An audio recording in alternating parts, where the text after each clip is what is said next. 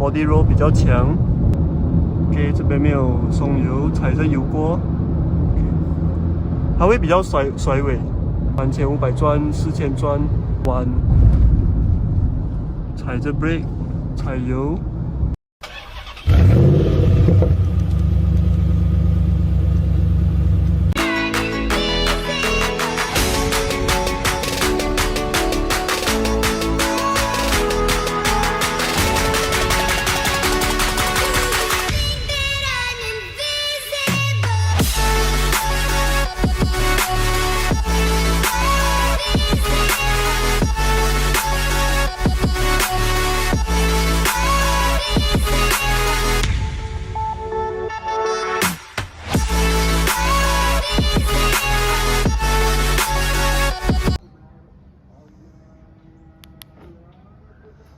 Hello， 各位，欢迎回来到我的频道了。那今天呢，我们就来了一辆2017年的 Honda Jazz。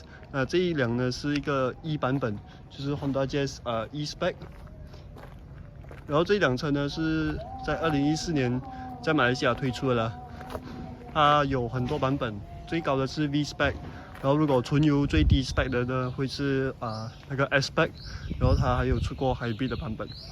这辆车呢，如果在网上看的话呢，它还有另外一个名称，就是 Honda Fit。不过其实 Honda Fit 和 Honda Jazz 呢，都是同一辆车来的，用的引擎也是一样的，只是不过在不同国家呢，他们就有不同的称呼了。所以 Honda Fit 呢的名称是会用在中国、美国和日本。虽然中国他们叫飞度，就是 Fit 的 Direct Translate 啦。那从前面呢，我们有这个是 Halogen 的卤素灯泡的大头灯，然后中间呢是一个黑色的 finishing， 然后银色的 Honda 标，然后底下呢，这个就是它的 grill 啦，然后这个当然是假的，不过这个设计还是蛮不错看，就是让它整个前脸看起来更 sporty 一点啊。那来到车尾呢，我们上面呢就有一个 brake light， 然后它的尾灯呢是长得像Honda CR-V 这样的，它是竖的，然后这个是 LED， 然后卤素灯泡的 reverse 灯和 signal 灯，然后中间呢就是一个 chrome finishing 啦，然后它有一个小的 wiper 在后面的镜子，然后 bumper 这边呢这个进风格呢也是假的啦，不过也是一样。很美的一个设计。那我们这边呢是看不到它的 exhaust pipe， 它的排气管，因为它排气管是在车的下面这一边。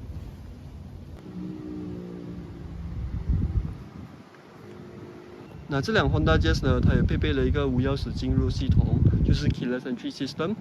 那只要把钥匙放在身上呢，然后把手放在这个门把，它就会解锁了。那如果要把车上锁呢，就是要按这个按钮了。然后它的这个 keyless entry 是在driver side 和 passenger side， 就是前面两个门都有的。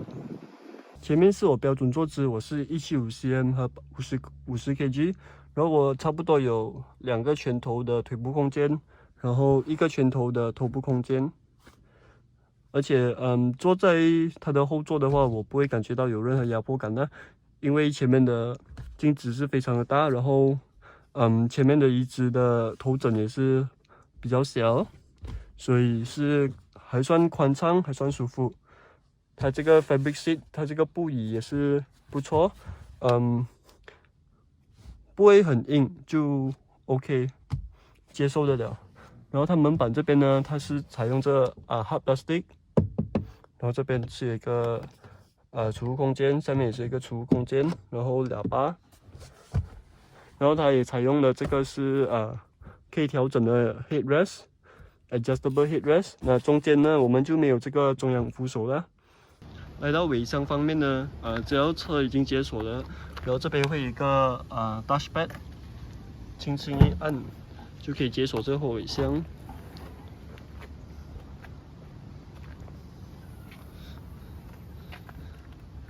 那在第2排的椅子是还没有放倒的情况下呢，我们会有354升的这个354 liter 的这个boot space。然后这个底下呢，它是有这个换轮胎的工具，然后这个工具的下面呢，其实它就是一个备胎啦，所以这辆车是有一个备胎的。那除此之外，这辆车的后座呢，还是可以做一个6/4分离的，所以只要把后面的椅子放倒呢，你就会有更大的空间了。OK， 那现在呢，我们就要把后面的椅子放倒，这边呢会有一个拉杆，轻轻一拉，然后把椅子推下来就可以了。那另外一边呢也是一样的操作，在这边有一个拉杆，轻轻一拉。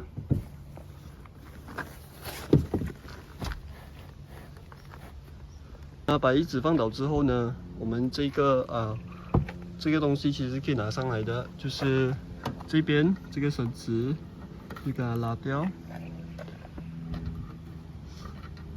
然后再把这边拆出来，就是把它推过来前面，推过来，那我们就可以把这个板拿下来了。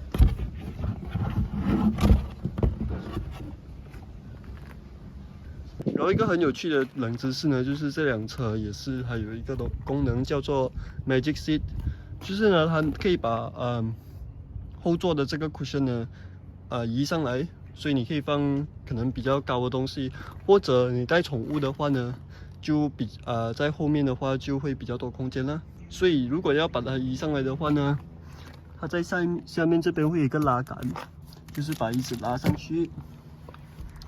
如果你要这个椅子固定的话呢，这个拉杆就一定要推下来啦。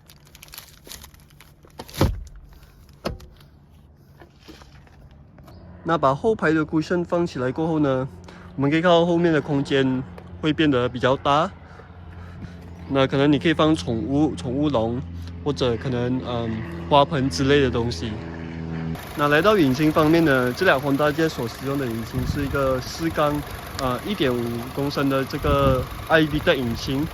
那这款引擎呢，我们也可以在 Honda City GM6 和 Honda City GM2，就是纯油版的 Honda City 上面呢看见呢，都是一模一样的引擎来的。然后这部引擎呢，在这辆车上呢是搭配着 CVT 的变速箱，然后这个组合呢可以产生120匹的这个马力和146牛顿米的这个扭力。然后这个引擎盖呢，它也是有这个算是隔热或者隔音棉这样的东西，所以这也是一个加分的。然后驾驶座呢，我们就会看到我们这辆车所使用的是一个指针仪表，它总共是分成3个部分。那在左边呢就是这个转速的仪表了，然后中间就是一个时速的仪表，然后右边呢是一个我们的里程数，还有那个fuel level 的这个仪表了。E-Spec 的话呢，中间我们是没有那个荧幕的，如果买到 V-Spec 的话才会有那个 touchscreen 主机。然后下来这边就是一个冷气的调节，这个是调冷度、风度，还有这个是风向。那来到下面呢，我们有一个 USB 接口，还有一个 power socket， 然后这边一点储物空间，然后杯架。然后这个排挡杆也是跟 Honda City GM6 一样的，然后这个是一个传统手刹啦，然后一点储物空间，所以是非常多的这个储物空间。然后门板方面呢也是一样，使用的是 hard plastic， 然后储物空间，窗口调节。然后这边呢是它前面是有一个parking sensor， 然后防滑系统。然后呢，这辆车也是一个精心的一个设置，就是这个driver side 的这个杯架了。那我们在 passenger side 的话呢是没有，它就在这个驾驶座这一边才会有。那现在呢，我们就要去把这辆车试驾，去做一个 POV 试驾的这个影片。然后我们也看看这辆车究竟会给到我们怎样的体验、怎样的回馈。因为很多人真的是拿 Honda Jazz 和 Prodo Mavie 来比，那 Honda Jazz 肯定会比较贵啦。那会不会比较值得呢？那个价钱？那我们现在就去一探究竟了。然后我们也请来了车主俊阳，那之前拍的格丽莎也是他的啦。然后感谢他这次再借我他的 Honda Jazz 来拍。对，给啊。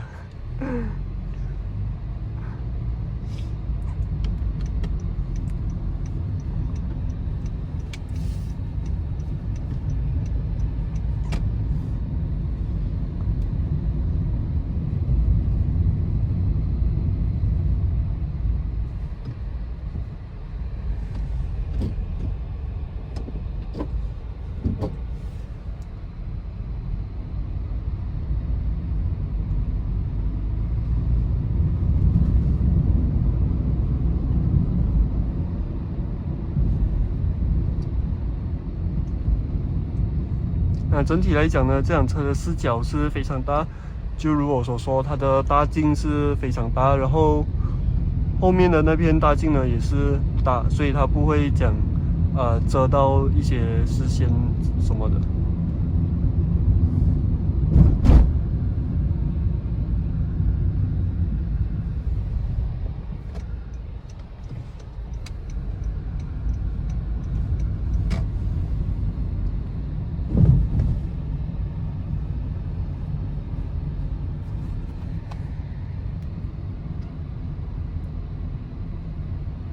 那刚刚忘了介绍这个方向盘，这个方向盘呢跟 Honda City GM6 有点类似，就是一个 plastic 的，然后它就少了很多功能了，就它就一个音量调节的功能而已。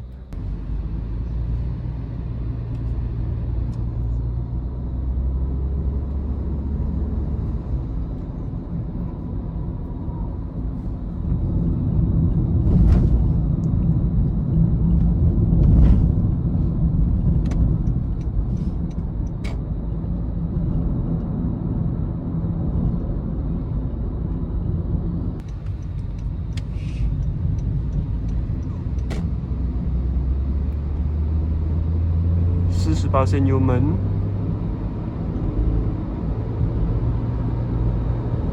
呀，它的油门反应是真的很敏捷，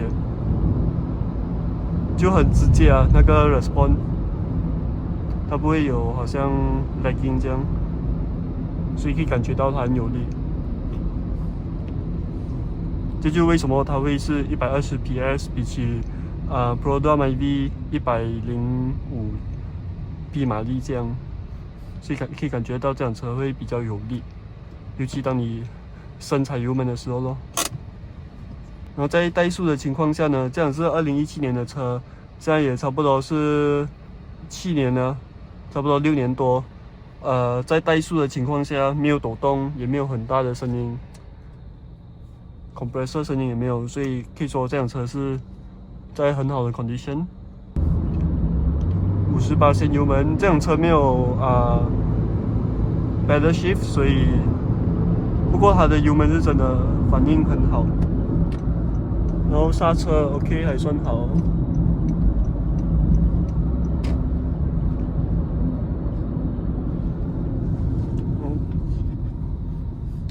这个刹车可以，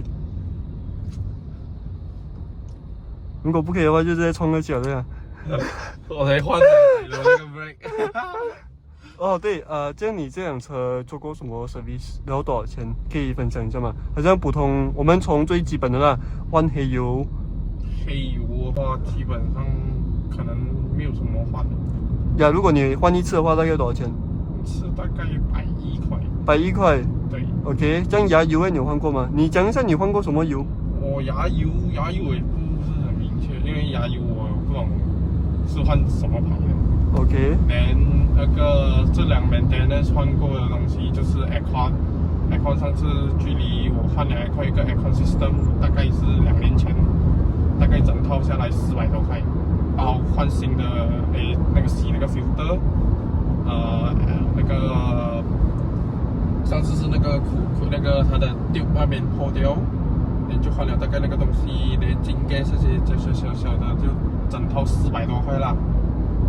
然过后之前有一次是后面的 bumper，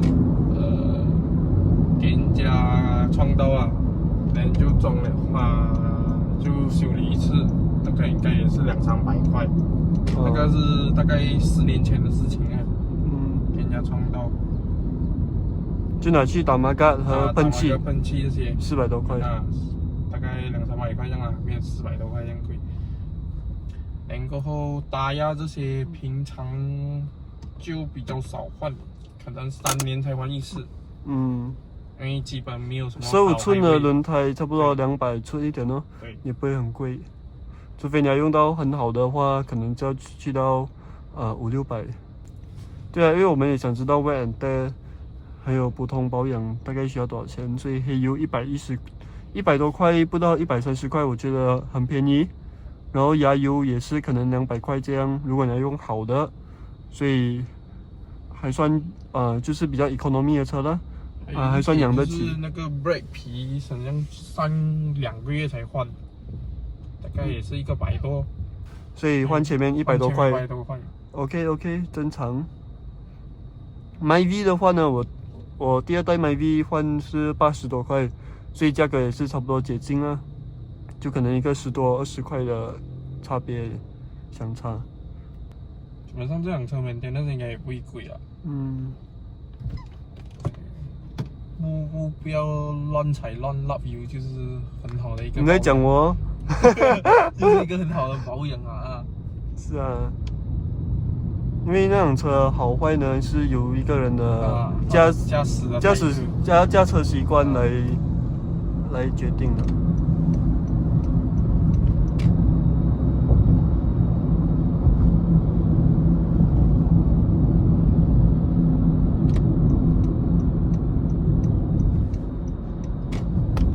这辆车的悬吊呢会偏向比较硬，所以它会比较挑。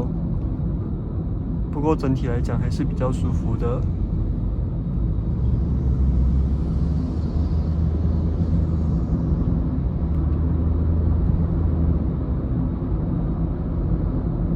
隔音方面呢就会比较差一点点啦，因为我可以听到它的轮胎的声音，还有路噪声。这2个会比较明显，然后风声呢就基本上没有这样强，就比较明显的会是胎噪声啊，还有那个路的声音。那这辆车也是一个加分的一个设计啊，就在前面 A 柱这边呢还有一个3角窗，这个是非常好的一个设计，因为好像我们走绕道啊或者出弯啊，如果说这个 A 柱如果说这一片它不是这个窗口的话呢，我们真的是看不到那边到底是什么东西，我们好像要去前面看，不然就在这边看，就会比较辛苦。它放了这个3角窗的话，就真的减少掉很多那个盲点啊。OK， 它的起步也是很轻盈 ，CVT， 然后整个起步很轻盈。它不会讲拖着。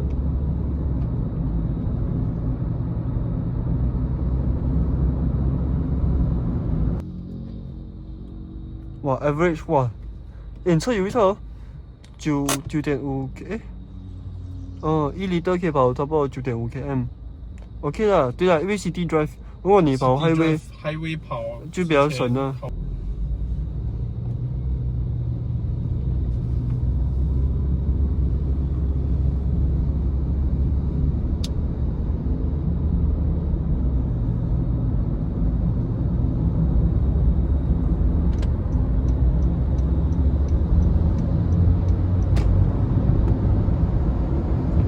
这是差不多68%油门，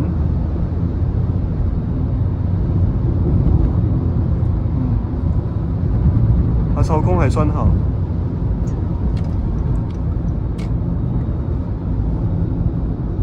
然后那个 steering 也是比较轻，所以可能如果跑快的话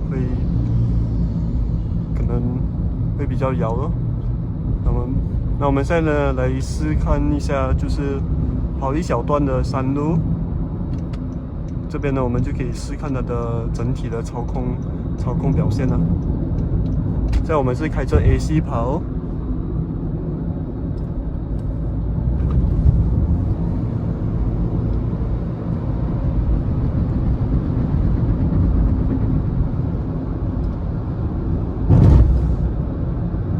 body roll 比较强。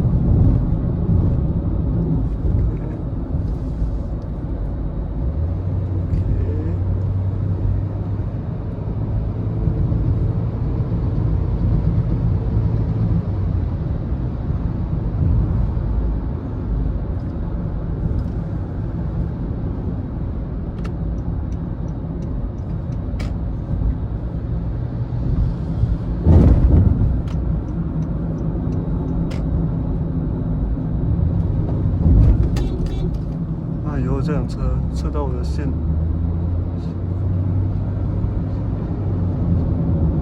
OK， 这边没有松油，踩着油锅， 它会比较甩尾，呀，轻拿一点鲜刺，它会比较甩尾，可能也是因为它轻的关系。然后 body roll 也是比较严重咯，可能也是因为它的 ground clearance 说，好像刚才我们看它是165mm，所以呀高呀，如果讲对。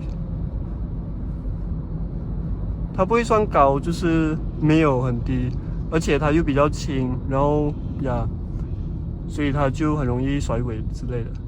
不过我刚才也没有加到很快，所以这个表现还算 OK。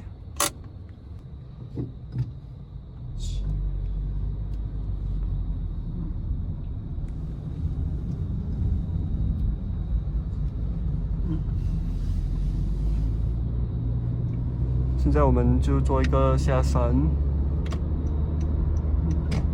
那这辆车 body roll 比较强，而且比较容易甩尾，所以我们就不用做太快。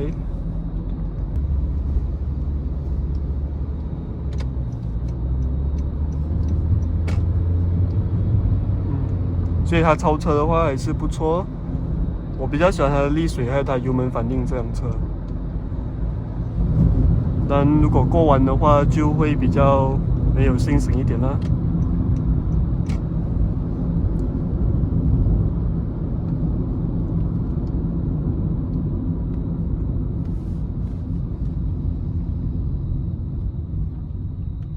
摩托OK， 高转是真的很爽，3500转、4000转，升档。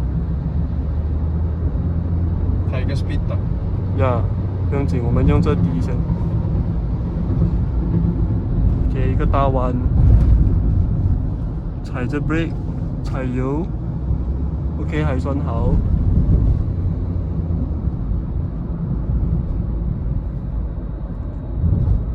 因为太快的话，这辆车真的比较容易甩尾，它可以感觉得到。对呀，因为它轻，对。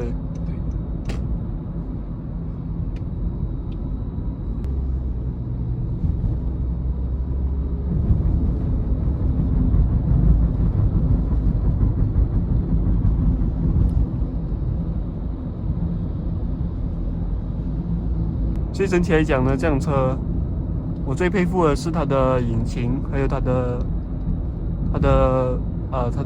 油门表现，它的 performance 啦。不过它的操控呢，可能如果把这辆车改低一点的话，就会比较好的操控，可能。所以有玩 Jazz 的朋友呢，可以在底下留言告诉我了，有什么方法可以把这辆车的操控变得更好。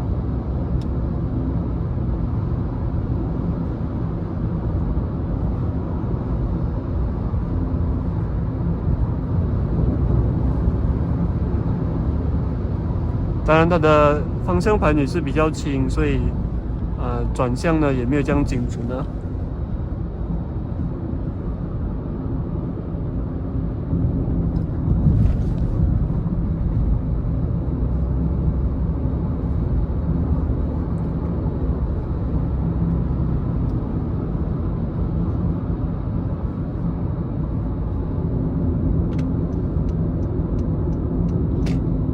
那今天的影片呢就到此为止了。那喜欢我的影片的呢，可以帮我按赞，然后可以帮我订阅，打开小铃铛。那还想看什么车的 POV 试驾呢？可以在底下留言让我知道。也记得去追踪我的IG、Facebook 我的社交媒体账号。那我们下一个影片再见了。